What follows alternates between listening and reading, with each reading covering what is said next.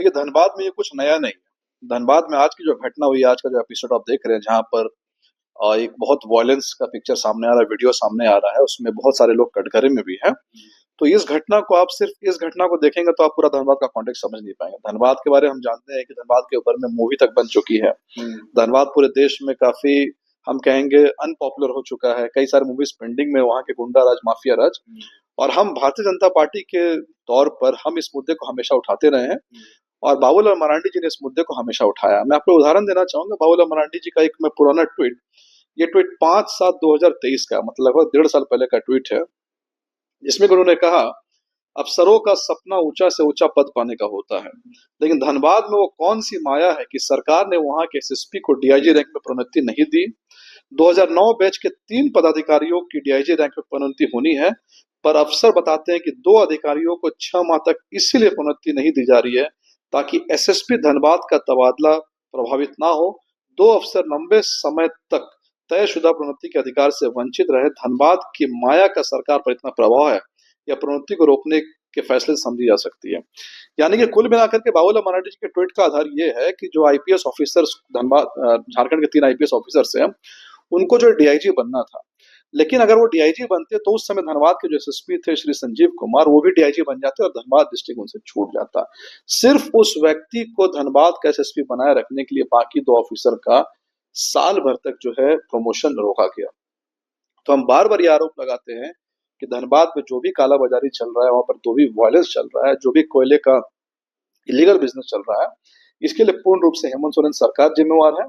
और मैं आपको और एक चीज बताना चाहूंगा, धनबाद में लगभग 1 साल पहले वहां के जो व्यापारी वर्ग थे, व्यापारी वर्ग ने बहुत बड़ा एक प्रोटेस्ट किया था। प्रोटेस्ट इसलिए किया था कि वो परेशान थे, वहां की रंगदारी से परेशान थे, आए दिन के एक्सटॉर्शन से वो परेशान थे।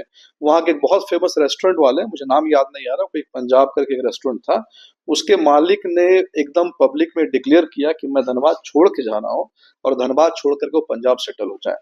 तो पूरा का पूरा ये माजरा जो दिखाई दे रहा है आपको, ये लॉ एंड ऑर्डर का फेलियर है। क्योंकि जैसा कि हमारे प्रदेश अध्यक्ष जी ने कहा, 2 साल पहले भी इस बात को कहा था कि हेमंत सोरेन सरकार ने वहां का जो पुलिस पदाधिकारी है उनको वसूली एजेंट के रूप में वहां पर रखा हुआ है, और ये वसूली का जो धंधा है, यही सबसे बड़ा राज है इस सारे वॉयलेंस के पीछे। पर यहाँ तो देखी जा रही है सर कि एक तरफ चंद्र प्रकाश चौधरी जी के समर्थक हैं, ढुल्लू महतो के समर्थक हैं, तो दूसरी तरफ कारू यादव के लोग हैं। कारू यादव के बारे में दावा किया जाता है कि जेएमएम के हैं, तो भाजपा के लोग भी तो बेगुनाह यहाँ है नहीं, उनके समर्थक भी हैं। मैं तो आपसे साफ साफ इस बात को कह रहा हूँ ना, कौन बेगुनाह है, कौन गुनाह है, या फिर वॉयलेंस रोकना किसका काम है? पुलिस का काम है। पुलिस किसके अंडर? पर इतना तो सच है कि कोयले के कारोबार में या कोयला का काला कारोबार में भाजपा के लोगों की भी संलिप्तता है। नहीं, अगर कोयले का की जो काला बाजारी है, कोयले का जो कारोबार है, उसमें भाजपा के कोई लोग इन्वॉल्व है, तो जेएमएम सरकार क्या करे? इसका मतलब जेएमएम सरकार भाजपा को सपोर्ट कर रही है, अब ये कहना चाह रहे हैं। अगर भाजपा के लोग इन्वॉल्व है तो भाजपा के लोगों पर कार्रवाई की जाए। मैं ये कहना चाह रहा हूँ कि इस काला कारोबार में सभी हमाम में नंगे हैं। मैं आपसे ये कह रहा हूँ कि जिसकी सरकार है यहाँ पर, उसकी जवाबदेही है। अगर कहीं पर काला बाजारी हो रही है, चाहे लिकर में हो, कोयले में हो, स्टोन में हो, अगर वहाँ काला बाजारी हो रही है तो उस काला बाजारी को रोकने का काम किसका? स्टेट के पुलिस का है। अगर स्टेट की पुलिस उसको नहीं रोक रही तो सीधे से सवाल किससे पूछा जाना चाहिए? स्टेट की पुलिस से पूछा जाना चाहिए। इसके बाद अब इस बात को देखिए कि ये बात सिर्फ हम नहीं कह रहे हैं, झारखंड के हाईकोर्ट ने, आपको मालूम होगा कि जो धनबाद में जो कोयले का जो लीगल बिजनेस है, इसके इन्वेस्टिगेशन के लिए इस केस को सीबीआई को सौंप दिया था, जो कि अभी सुप्रीम कोर्ट में लंबित है, और 10 को कल ही इसका फैसला भी आने वाला है कि वो धनबाद का जो मामला है वो सीबीआई को जाएगा या नहीं जाएगा। आप साहेबगंज का स्टोन का माइनिंग का मामला देखिए, वो भी मामला किसको चला गया? वो मामला भी सीबीआई को चला गया। तो हम तो साफ कह रहे हैं, अगर भाजपा के लोग इन्वॉल्व है, भाजपा के लोग वहां पर गलत इलीगल काम कर रहे हैं, तो कार्रवाई कीजिए। केवल आप आरोप लगाने से नहीं होगा, कार्रवाई कीजिए। और हम साफ साफ कह रहे हैं कि ये काला बाजारी सब कुछ रोकने का काम जिनका है, पुलिस, वो जिस सरकार के अंडर है, सबसे बड़ी जिम्मेवारी उनकी है।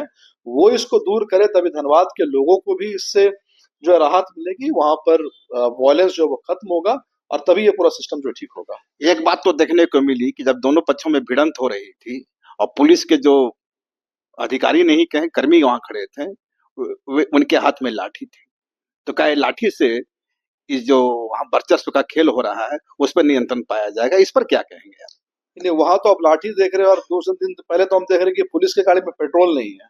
एक हाथ में आप बता रहे लाठी और दूसरी तरफ देखा जा रहा है कि पुलिस के हाथ में पेट्रोल तक नहीं है। पेट्रोल भराने पेट्रोल पंप गए तो पेट्रोल पंप वाले कह रहे हैं कि हम पेट्रोल नहीं देंगे कि हमारा हमारा पैसा बकाया है। उसके बाद हमने इसको उठाया तब जाकर के पेट्रोल भरना चालू भी किया है।